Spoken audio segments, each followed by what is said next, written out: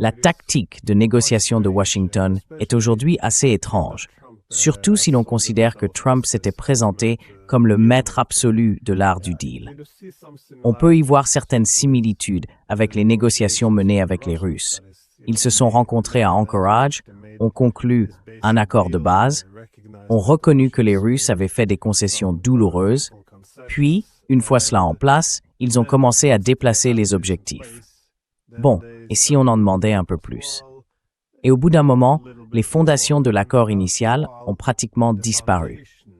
Cela me fait moins penser à une négociation politique qu'à une transaction immobilière. Vous savez, quand l'agent immobilier appelle l'acheteur ou le vendeur et dit « Ah, il faut juste bouger un peu, aller un peu plus dans cette direction ». Et au fond, tout ce qui avait été dit auparavant n'a plus vraiment de sens. Eh bien, étant donné qu'il aime le monde de l'immobilier, oui.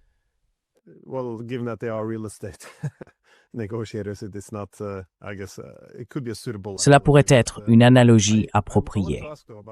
Mais je voulais poser une question à propos des allégations selon lesquelles la Grande-Bretagne aurait bloqué l'utilisation de Diego Garcia par les États-Unis pour une attaque contre l'Iran.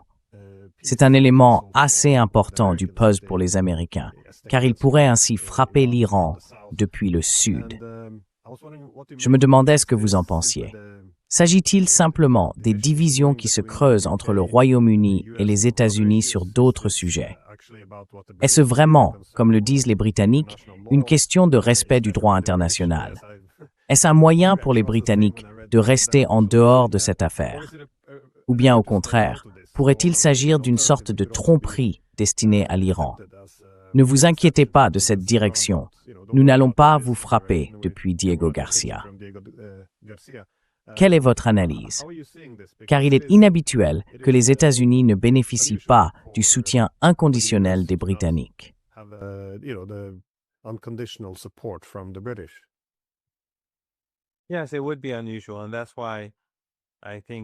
Oui, ce serait inhabituel.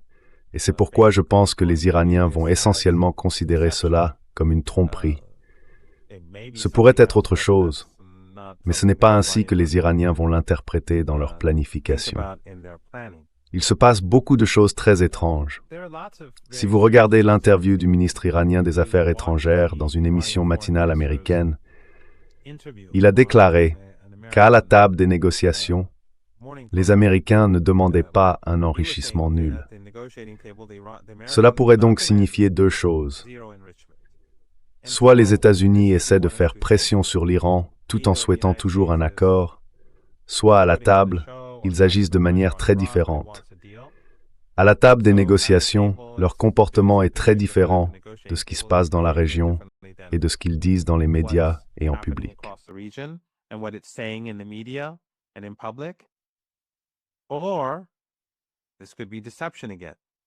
Ou cela pourrait encore être une tromperie, que les États-Unis, les négociations étaient fausses, sont fausses, tout comme elles l'étaient avant la guerre de 12 jours. Il était alors clair que les pourparlers étaient une forme de tromperie. Donc je pense que pour les Iraniens, le pari le plus sûr est de tout considérer comme une tromperie. Les Britanniques ont toujours été de bons toutous, le gouvernement britannique bien sûr, de bons toutous pour les États-Unis. Il n'y a aucune raison de penser qu'ils se comporteront différemment cette fois-ci. Et s'ils le font, ce n'est pas quelque chose que les Iraniens vont prévoir. Ils vont se préparer au pire. Tout comme à la table des négociations. Si les États-Unis se comportent de manière raisonnable, l'Iran continuera à négocier. Mais cela ne changera pas les plans de l'Iran. Il part du principe qu'il y aura une guerre, que Diego Garcia sera utilisé, que les États-Unis mèneront. Une attaque soudaine, cela pourrait faire des soirs.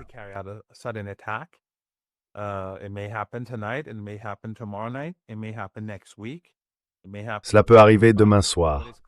Cela peut arriver la semaine prochaine. Cela peut arriver dans 2 semaines. Mais ce qui est clair, c'est que la fenêtre d'opportunité pour les États-Unis n'est pas très large, car les dépenses engagées par le régime Trump sont énormes, et il leur sera très difficile de maintenir cela longtemps. Pour l'Iran, c'est son propre terrain, donc les coûts sont beaucoup plus limités, et l'Iran peut attendre que les États-Unis s'épuisent. Ainsi, les Iraniens se préparent à la guerre, mais ils continueront à négocier. Parce que la dernière fois, même si les médias occidentaux ont collectivement soutenu l'agression israélienne, et c'était, vous savez, je crois, après Gaza, les médias occidentaux ont été complètement démasqués. Et tout ce qu'ils disent sur l'Iran n'est que du non-sens, ou sur le Liban, ou sur les Palestiniens. C'est du non-sens.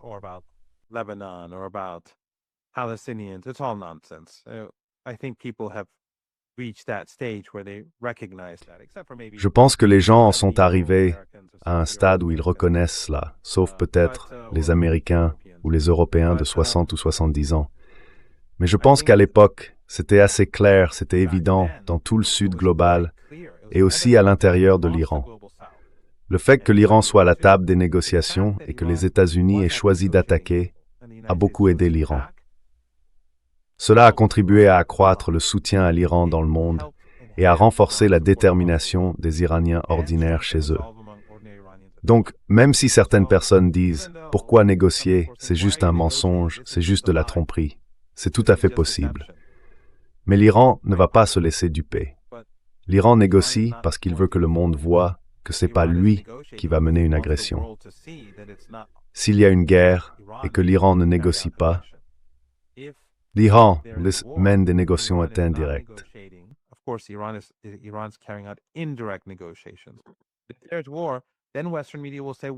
S'il y a une guerre, alors les médias occidentaux diront « Eh bien, si les Iraniens avaient négocié, cela ne serait pas arrivé. » Parce que les médias occidentaux n'ont pas de, vous savez, ces journalistes, les journalistes grand public, ils n'ont aucun sens de la dignité, de l'honneur ou de l'honnêteté.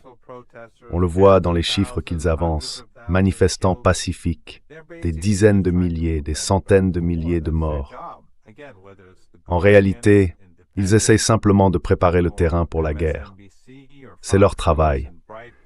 Encore une fois, que ce soit The Guardian, The Independent, MSNBC, Fox News, Breitbart ou Sky News, ils sont tous pareils. Ils sont tous pareils. L'un est plus subtil, plus sophistiqué, l'autre est plus tapageur. Mais ils sont tous pareils. Alors ils iront dire, eh bien, cela aurait pu être évité si seulement l'Iran avait discuté. Donc l'Iran ne va pas leur donner cette opportunité. L'Iran va montrer au monde et aux Iraniens ordinaires que nous avons essayé. Si cela fonctionne, tant mieux. Si cela ne fonctionne pas, ça nuit aux Américains.